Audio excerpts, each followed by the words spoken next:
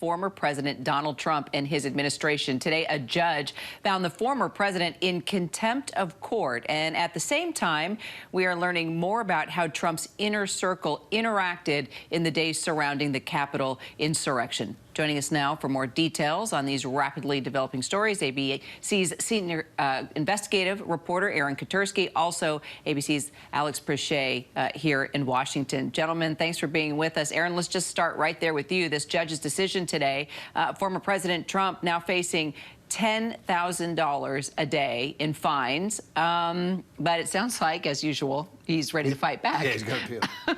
His attorney already told us, Kira and Terry, that he is about to appeal this decision from a judge. I'm not sure how appealable a contempt finding is, but nonetheless, they may be able to satisfy the requirements and get rid of this $10,000 a day fine that the judge imposed, because he said former President Trump is not properly complying with a subpoena issued by the New York Attorney General's office. This is all part of a civil investigation into the way Trump valued his vast real estate portfolio when he was seeking loans and tax breaks.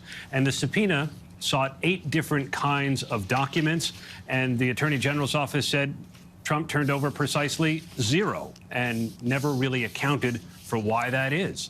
Today, his attorney said Trump has nothing to turn over. They searched all the file cabinets and said they just didn't find anything that would be responsive. And Aaron, what exactly are they looking for? What are the documents the Attorney General wants?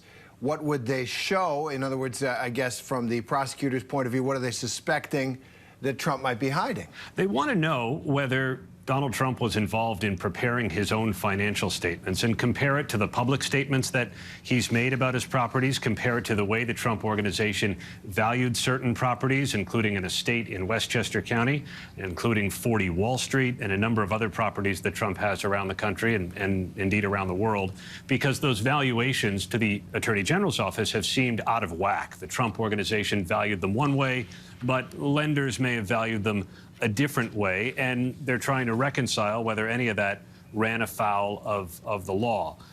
The only thing that can happen to Trump here is a civil lawsuit that could mean an awful lot of money that he'll have to pay out. But the Attorney General's office said they've been deprived of evidence that they're legally entitled to because of Trump's noncompliance, and they sought this contempt order, which was granted today, and this $10,000 daily fine that they said was not meant to punish Trump, but to coerce his compliance. His attorney said they just don't have the documents. Now they have to show the judge how they went about searching for them to reach that conclusion. Well, another interesting part of all of this, and Alex, we've been talking about this all throughout the afternoon, and that's these 2,000 text messages that former White House Chief of Staff Mark Meadows turned over to the January 6th committee. You've been combing through them. You know, we've been talking about Trump off Twitter, now possibly back on Twitter, that Elon Musk has made this deal. Now we're talking about thousands of text messages. What are we learning about the insurrection and the comms that were taking place among the administration, the advisors to the former president?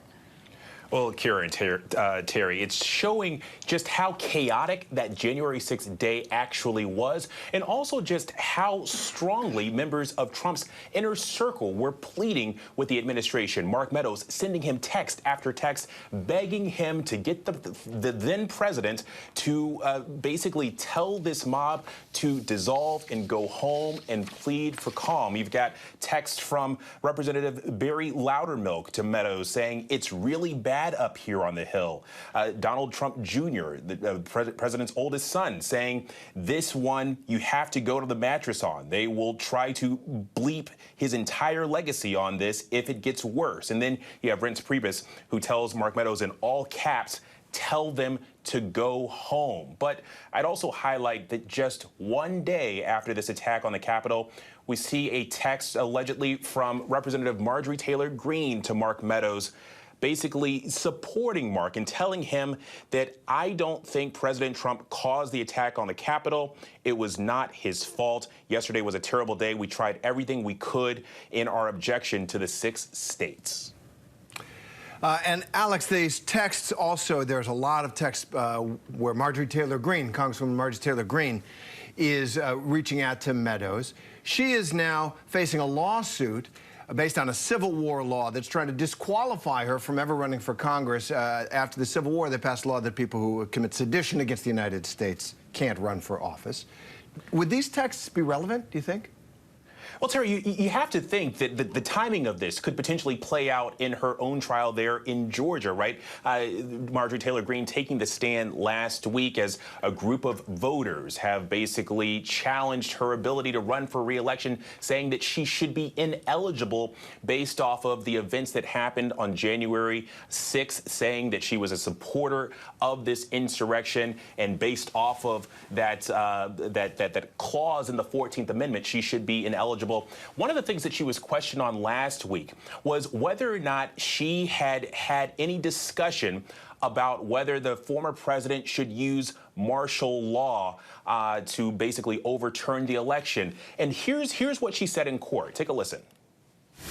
The question was whether, prior to the inauguration of Joe Biden, Ms. Greene, whether you ever advocated for martial law to be imposed in a conversation with the chief of staff of the then President of the United States, Mr. Trump. You can answer the question. I don't recall. Did you ever advocate for martial law prior to the inauguration of Mr. Biden with any member of the White House staff that was part of the Trump administration? I don't recall. Marjorie Taylor Greene saying repeatedly that she did not recall, but in this trove of text messages that we're now going through, she allegedly texted Mark Meadows saying, in our private chats with only members, several are saying the only way to save our republic is for Trump to call for martial law. And so, Terry, I mean, you have to think going forward that this is potentially something that could come back into that trial there in Georgia. This was texted to Meadows allegedly on January 17th, clearly before inauguration of now President Biden. Right. It's a tough case to make against her just because the idea that text or anything else constitutes sedition against the republic might be, might not be. Aaron Katersky and Alex Prochet, thanks very much. Hi, everyone. George Stephanopoulos here. Thanks for checking out the ABC News YouTube channel. If you'd like to get more videos, show highlights, and watch live event coverage, click on the right over here to subscribe to our channel. And don't forget to download the ABC News app for breaking news alerts. Thanks for watching.